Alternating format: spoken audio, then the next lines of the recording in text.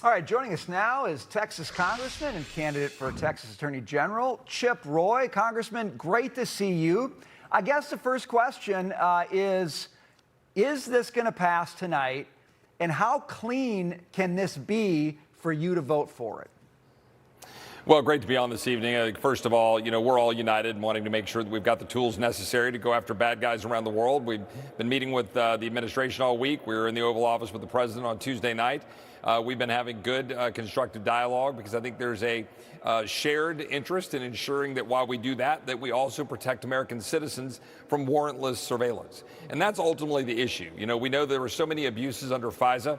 The president was keenly aware of those abuses. Not all of those were under 702. There was abuses elsewhere. And I think he was targeted under things that weren't in 702, but 702 targeted several 100,000 Americans. We made great reforms 2 years ago, but I will remind everybody who's watching that the only reason we got those reforms was because some of us said no, forced everybody to the table, and then we got reforms. Because as one of my colleagues, Michael Cloud, said the other day, never does the intelligence community ever walk into the room and say, hey guys, you know what? We have all this power to go look at a lot of stuff. Today we're going to give some of it back. That literally never happens. So Congress, representing the people, has to say, hold on, we need to stand up for people, make sure that they're being protected. We've gotten some pretty good headway the last 2 days. I want to give a great shout out to Rick Crawford, our Intelligence Committee chairman, who's been working in good faith with people across the conference, Freedom Caucus, other people, because we want to work together to find out how to protect Americans. So we don't really want to see something, quote, clean tonight. We want to see further reforms on the warrant space, on making sure that we can get into the FISC, the Foreign Intelligence Surveillance Courts, making sure that there's audits, making sure that there's penalties for those in the FBI that will violate the law and target American citizens. And so I think we're making some progress, and hopefully we'll get there over the next 6 hours. What you're saying sounds reasonable to me, Congressman, but I think most Americans, when they think about the FISA issue, just remember President Trump being targeted in Russia. And you think about that whole situation, the abuses that happened there, it sounds like some of the things that you're talking about trying to reform. And people have very strong feelings about that because it was a farce and it went too far. Those who are opposing this, what is their argument? Well, look, usually what happens is they come in with a sort of sky is falling. Guys, if we don't do this, everybody's going to die. And look, we're all sympathetic to wanting to make sure that we have the tools necessary to go target bad guys abroad.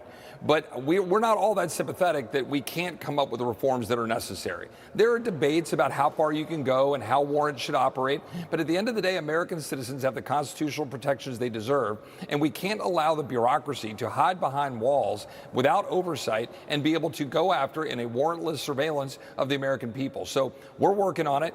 And, look, I would remind people, we were targeted under Arctic frost. That's not 702, but we've seen massive abuses. I didn't even learn until this last December that my records were targeted in 2022, 4 years ago.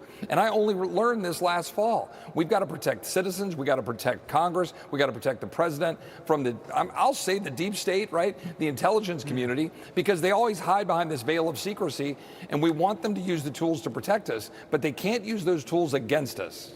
All right, a lot of work to do in the next 6 hours, Congressman. We will watch that. Meantime, I want to move on to this. You've got 10 Republicans and 1 independent voting to extend temporary protected status for Haitians.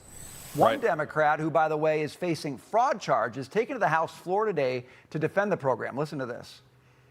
If we're looking at the economic damage that will come to actually pushing out more than 350,000 TPS recipients, we know that's going to be devastating to our market. While these TPS recipients hold over 100,000 jobs in healthcare, which is actually a fact, why don't we put together some kind of continuing education program for Americans so they can replace them?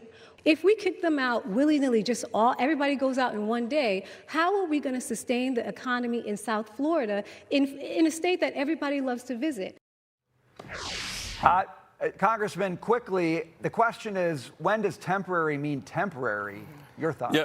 Yeah, this was a program that was passed in 2010 in response to an earthquake in Haiti. It has now been used multiple times to allow people to stay here indefinitely. It was never designed to be permanent. And guess what? I've heard all this stuff about, we've got Haitians and they're fleeing danger. Well, you know who is fleeing danger? It was a woman who was in a convenience store who came outside to a Haitian who came in here under Biden, was given TPS status, and he beat her to death with a hammer. I am sick and tired of people coming to our country, undermining our security and our freedom, taking advantage of our goodwill, and Democrats are on the floor saying we need to have hundreds of thousands more people come here. It's outrageous. This is supposed to be a temporary program. The president is right to end it, and I'm ashamed, frankly, of Republicans who joined with Democrats to continue programs while American people are suffering. How many people have to die? How many girls on subway cars in Charlotte? The woman that I just described down in Florida. It's absolutely outrageous. And by the way, 65 to 70% of these folks from Haiti are on welfare. The American taxpayers are tired of it. We shouldn't extend it, and I hope the Senate will kill it. Congressman Chip Roy, always good to see you. Thanks for being with us tonight. Thanks, y'all. God bless.